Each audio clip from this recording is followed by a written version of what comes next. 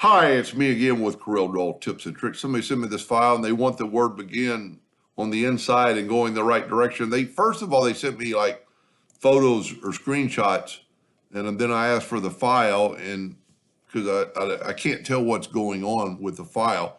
And before I start on that, if we look at this, I don't know if you drew this in here, but I don't know if you're going to cut this out, but that's going to cause you problems right there.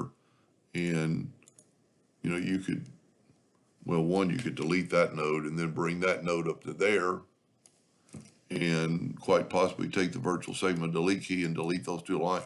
Fill that in with the spark fill tool.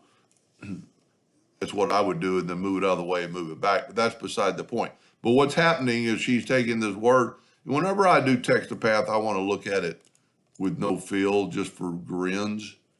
So if we take text to path and put it up here, you can see it's backwards. Now, there is a couple of ways around there, but it never works right. You can mirror it left to right, mirror it up and down, then you could move this. But sometimes it doesn't come out perfect.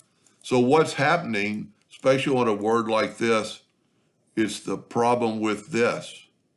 So if we look at it with the shape tool, the arrows are going left to right or right to left.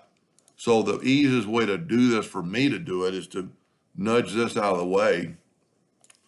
And this circle is a complete circle, so we need to go to object and break the curve apart. And then we have this. So if you will grab all the nodes of this blue line, let's use the freehand pick tool. It doesn't really matter. I don't think you're gonna mess with that other one anyway. But we can right click. Well, I need to do it with the shape tool. So if we get the shape tool and hold down the Alt key, you can grab all those nodes and then right click your mouse and reverse subpath. See, now the arrows are going in the opposite direction or the correct direction. Now just grab both these lines and put them back.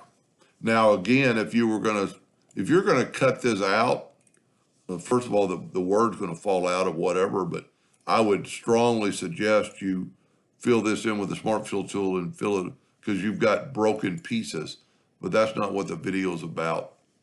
So now we've got this path ready. I'm going to actually put it up here closer to my path. I'm going to go path, text to path, and now you can see it's right where it needs to be. And I don't know if you're going to want it like right there, and you could always put it back to black. Anyway, I hope that answered their question, and thank you for watching.